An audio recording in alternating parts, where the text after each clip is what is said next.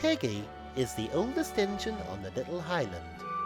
She has been on the railway from day one and has overseen so many changes and arrivals.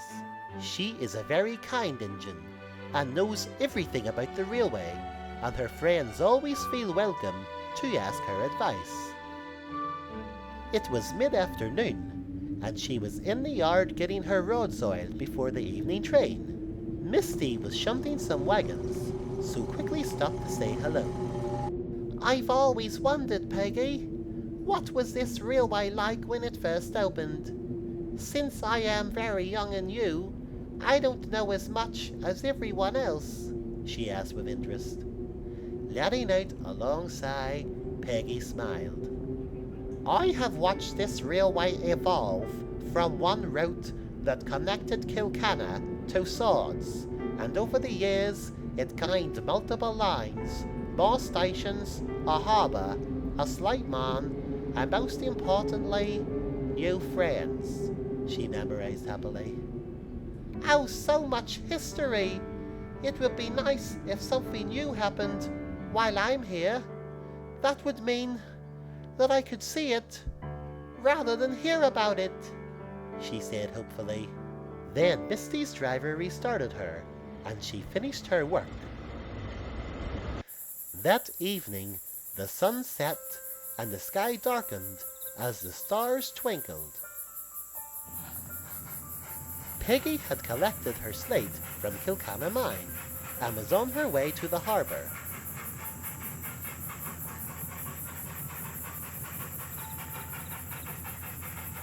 Down the line, the signal was red, which was rather unusual. The driver applied the brakes as they came to a stop.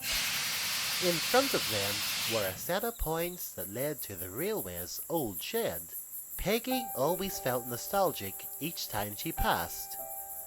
She remembered the glorious summer mornings where the sun shone brightly in the sky as the beautiful view of Swords Town blessed her eyes. The driver went to ask the signalman what was going on. Peggy was now left alone. Well, she thought she was. "Hello," called an unfamiliar voice.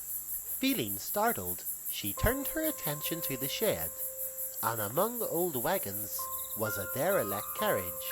It had a face, which was very rare, because not many carriages do so. "Hello, I've never seen you before," said Peggy presently. "Yes, you have," replied the coach. "You used to pull me years ago, but you never spoke to me." Peggy gazed at the coach with dismay, and then suddenly remembered a time, long, long ago, when she did indeed pull it as part of her train. "I'm sorry I forgot about you. I didn't know you could talk," she apologized shamefully. For such an old wise engine, she felt rather foolish. The coach gave a sad smile, and didn't at all seem cross. "Don't worry.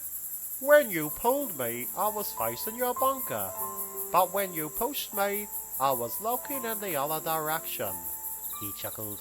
The signal remained red, and it was the perfect time to speak with her old coach. "My name is now Peggy. A few years ago, I was renamed as a tribute to my scrap sister. Do you have a name, may I ask?" The coach sighed gently.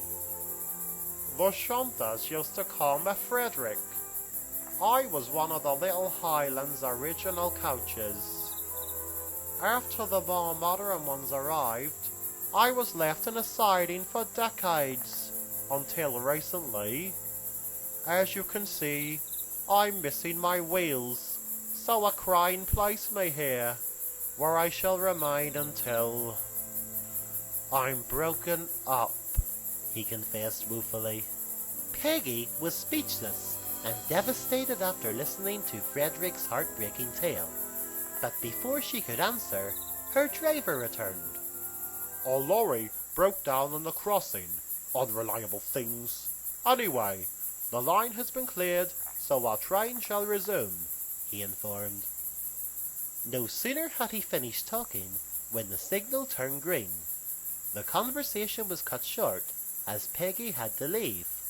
"Goodbye," she called.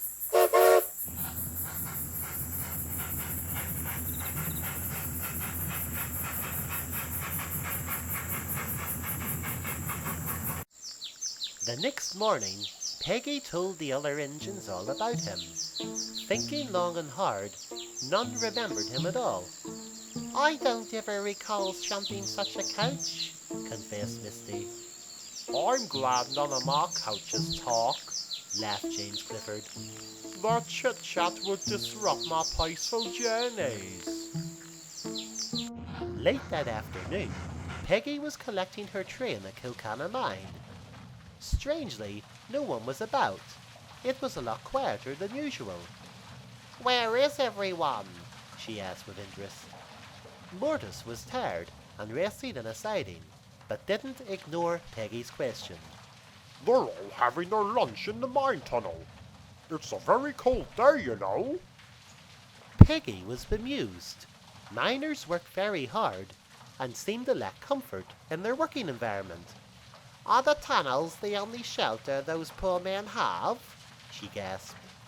"I'm afraid so. Last year's landslide destroyed their cabin.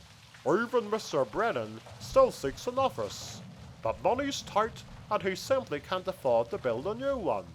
Peggy cared for everyone on the little Highland, even the miners. She was so upset she almost forgot about Frederick, but luckily she didn't. "There is a coach at the old sheds who's soon to be scrapped. He would be a perfect hut for the miners, and also has enough room for an office," she announced. Peggy was much happier now, and couldn't wait to ask Lord Starkey. However, as the days passed, Lord Starkey didn't come near the sheds. He only did so when there was news to share with the engines. Unfortunately, each time she approached Sword Sheds, the signal was always green, which meant she couldn't stop to talk to Frederick.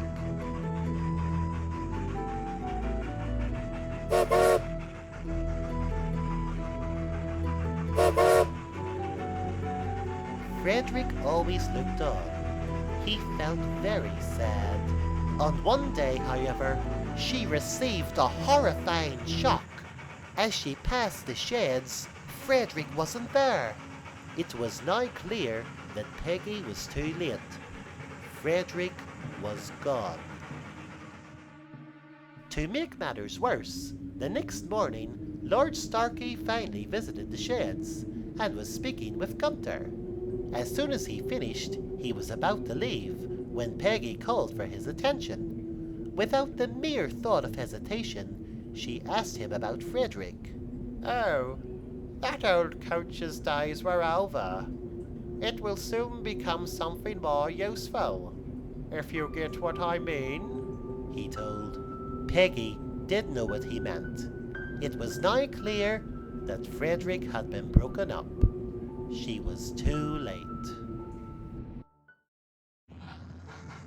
Weeks passed by, and Peggy's sadness gradually lessened. She rediscovered her smile, but deep down felt sorrow for the coach she could not save.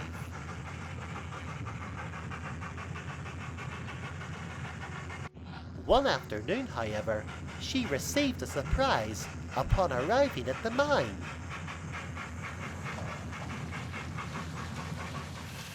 "Frederick, is that you?"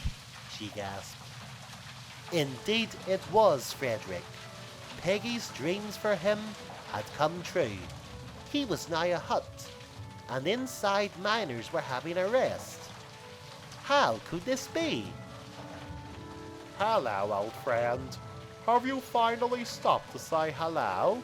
he joked innocently. Peggy could not make sense of what was going on. "I don't understand. I was unable to tell Lord Starkey about you." Her mystery was soon to be divulged. "Luckily, I was able to tell Mr. Brennan about your plan, and he thought it sounded like a wonderful idea, told Mortis. And it is all down to you, Peggy. Thank you ever so much. This mind is always active, and I'm never lost for company, beamed Frederick. Peggy smiled with happiness. She had rediscovered an old coach from the past, and with her quick thinking, he will now have a jolly bright future. Well done, Peggy.